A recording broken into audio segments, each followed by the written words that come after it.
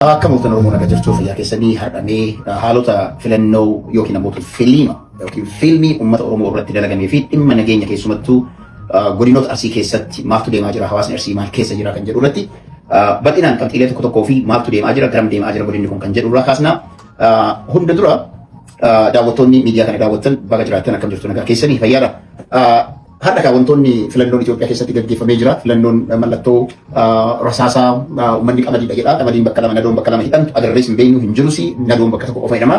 Garuu jarri mallattoo rasaasaa fi rasaasa isaan qabataniitiin filannoodhaaf dhiyaatanii rasaasa sanaan wanti isaan godhan maalidha? Iddoolee filannoon gaggeeffamu kan godinoota Arsii keessatti bakki taajjabbii irratti gaggeeffamee filannoon dimokiraatawaa qulqulluun gaggeeffame jedhamu tokkollee hanga ammaa qaamni addunyaa irraa dhaqee gabaasa tokkollee hin jiru. Kun baadiyaalee Oromiyaa hunda isaa kan ilaallatu ta'a.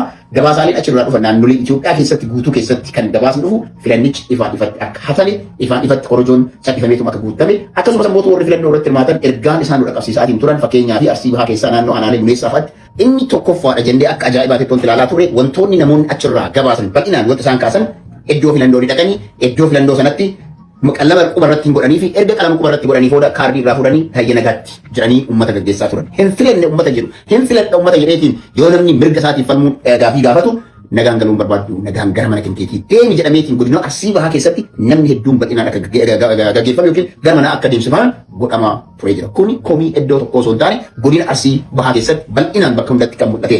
Rakkinni kun achi qofaani hibina hanga magaalaa Adaamaatti godina Arsii Bahaa kan jedhamu kanarraa hanga magaalaa Adaamaatti hanni ifa ta'e kan sodaata kan hin qabne korojoon hatuun ittiin guutamuun ifatti himamee jira. Naa jasta amma godina Arsii qofa kaafne malee iddoo Dr. Mararaa Guddinaa itti dhalate magaalaa tokkee magaalaa jedhamtu keessatti kileerli dhibbatti wanti godhame wooma Arsii keessatti godhame kun akka ta'e ifatti uummanni dubbatee jira.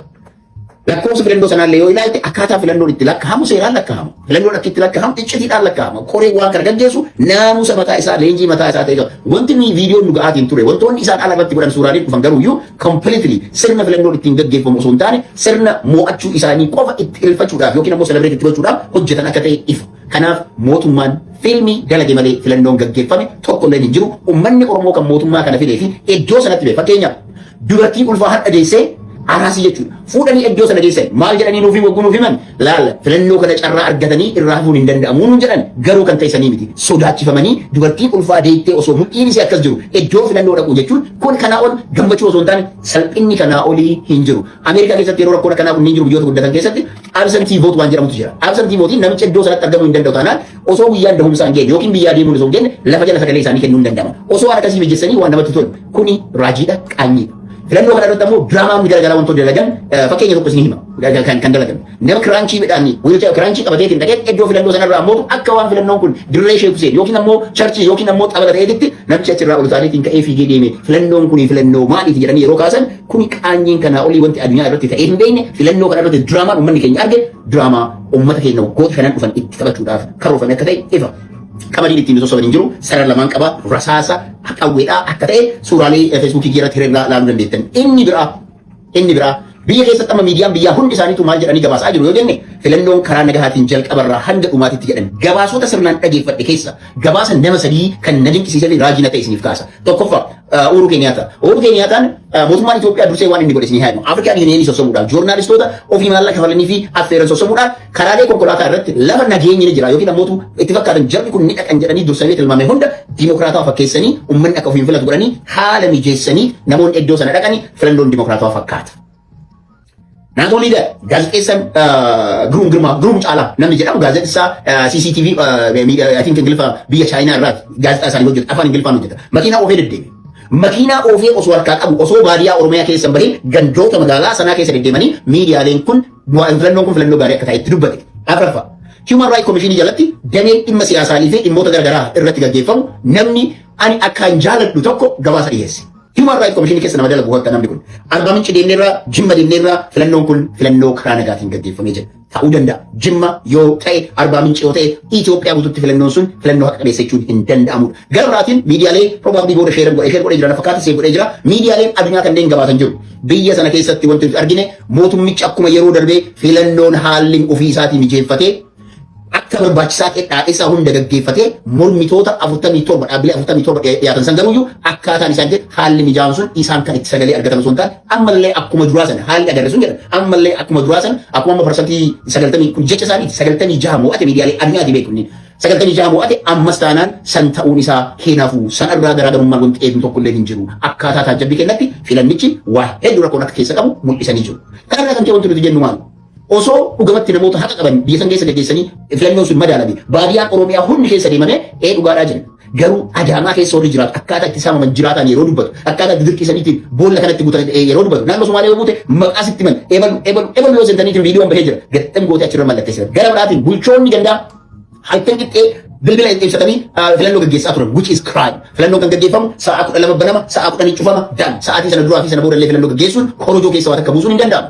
kuni hannaa fi yakka olaanaa uummata irratti gaggeeffamedha inni biraa filannoon karaa nagaatiin dhumate haa jedhamu malee mee godina Arsii keessatti maaltu ture aanaa Muneessaa keessa gandoota hanga 3 ta'an fakkeenyaaf lafoota kanneen keessatti jechuudha lafa akka wajii aanaaleen gandoonni maqaa wajii jala jiran araddaalee hanga lamaatu jiru gandoonni jidduu kana jiran ammoo ganda sadiitu jiru gandoota sadeen kan hundatu iddoo filannoo kanatti waraana bilisummaa Oromootii fi waraana mootummaa jidduutti waraanatu gaggeeffame waraanni jala jidduutti yeroo gaggeeffamu uummanni filannoodhaaf dhaqe jidduu uummata kanaatitti bal'inaan miidhamee jira filannoon kun filannoo karaa nagaan gaggeeffame moo filannoo dhiigni ilmi namaa akka kitimaatitti irratti wareegamedha kuni wal sossobuun hin barbaachisu uummata sana kan ta'e dhugaa isaanii dhosuu irra haqa jiru dubbattanii uummatichi osoo dhugaa itti himtaniitiin aangoo silaa gara dhalaatiin aangoo qabatanii jiraatanii yoo itti fuftan bareedaadha dhugaa garuu wal dhosaatiin of dura deemuun wal amanuun Oromoodha jedhaniitiin kijibaan wal faarsuun akka hin barbaachifne isinitti himna inni bira aanaa heeban fudhadhaa aanaa heebanitti almost lola hamatu gaggeeffame lolli hamaan aanaa heeban keessa gaggeeffame kana keessatti even sababa muddamsa godina sana keessa uumameen jechuudha muddamsa hamaan erga uumamee booda bulchaan godinaa caasaalee nageenyaa godina sana keessatti argaman hunda isaanii walitti qabanii kallattii ittiin deemuu danda'an agarsiisanii jiran iddoo sana irratti yoo xiqqaate namni 150 ol akka isaan irraa dhumate milishaan leenjii gahaa hin qabne kan xiinsammuu isaa qophii hin qabne kan humna meeshaa waraanaa hin qabne kan hidhannoo takka illee uffata illee hin qabne manaa fuudhamee leenjiin gahaan osoo hin gaggeeffameen wanti qophii osoo waraanni woboon qophaa'ee dhaqee lafarraa ilmaan namaa fuudhan tokkoon gandoota yoo xiqqaate maatiin 150 ta'u gaddatu galee jira gaddi kun sababa kamiin galee filannoon kun gaddi kun hundi galee filannoon kun filannoo dimokiraatawaatiin hin jedhu filannoon kun nageenyaan xumuramee hin jedhu naannoon Amaaraallee kan wanti gargaaraa jiru. Waatiin biraa akkaataa karoora bulchiinsa godina Arsiitti aanaaleen 6 targeet ta'anii jiru. Aanaaleen 6 targeet ta'an aanaa heebaniin alatti jechuudha. Aanaaleen 6 kunneen irratti waraanni addaa, lolli addaa, balaan addaa gaggeeffamuudhaaf deema. Aanaalee kana keessa uummanni jirtan iddoo uummanni itti wal gahu mootummaa isin itti yaamurraa mana tafaa hin dhaqina. Uf qaba manatti san ta'uu baannaan balaan achitti galu wareegama akka amma guyyaa filannootti tafame kana isin irra gahuu waan danda'u gorsa obboleeyyummaa gorsa aantummaa isin kenna. Tokkoffaan aanaa Arsii Nageelleeti. Aanaan balaan irratti bu'uuf deemu waraanni itti naqamuuf deemu milishaa fi poolisiin iddoo biraatti itti fidamuuf deemu. Lammaffaan aanaa Qoreeti. Aanaan Qoreellee sadarkaa lammaffaa irra jira. Sadarkaa sadaffaa irratti aanaa Hasaasaati. Aanaa Hasaasaa irratti aanee aanaa Adaabbaati. Aanaa Adaabbaatti aaneetiin nan saba.